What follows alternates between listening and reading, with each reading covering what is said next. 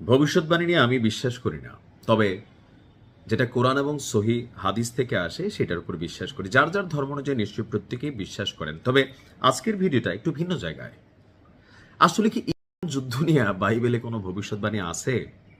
আমার মনে হয় না আছে। যদি আমার ভিডিওগুলা খ্রিস্টান ধর্মের কোনো অনুসারী ভাই দেখে থাকেন, কোনো ফাদার, কোনো পাদ্রি বা কোনো যাজক আপনি দেখে থাকেন, বা কোনো সিস্টার, কোনো নান যদি আপনারা দেখে থাকেন, তাহলে একটু লিখবেন যে হ্যাঁ ভাই, এই ইরান দুনিয়া বাইবেলে ভবিষ্যৎবাণী আছে।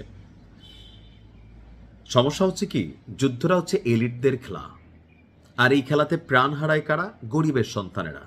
তো গরিবেরও প্রকারভেদ আছে।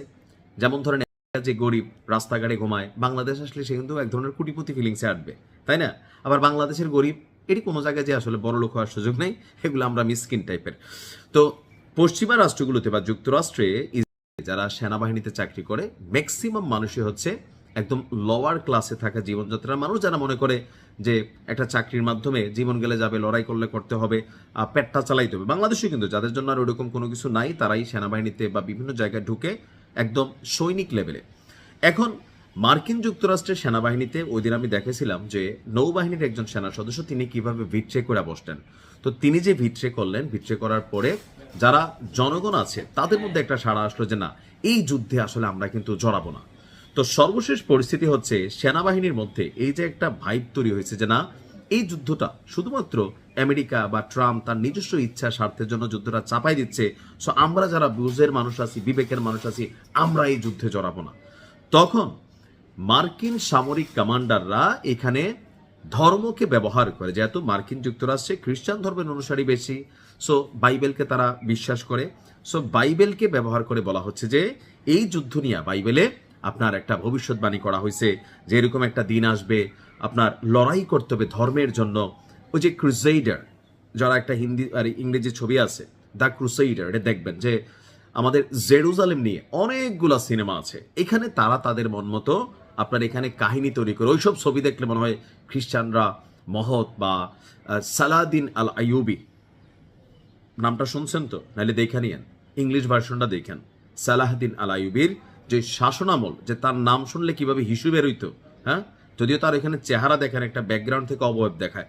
তো তখন এক ধরনের ধর্মযুদ্ধ হইতো, এটা ছিল।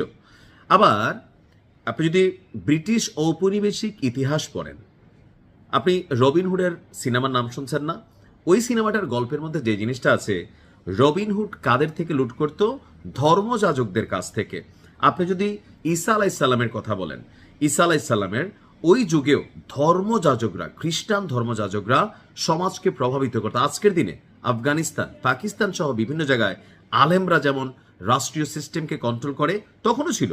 এগুলো অনেক আগে বিশপ বলা হতো আপনার ওই যাজকদের যুগে। বিশপ মানে হচ্ছে ধনাঢ্য ব্যক্তি। আবার ধরেন চার্চ টার্চ বিভিন্ন কিছুর দায়িত্বও থাকতো।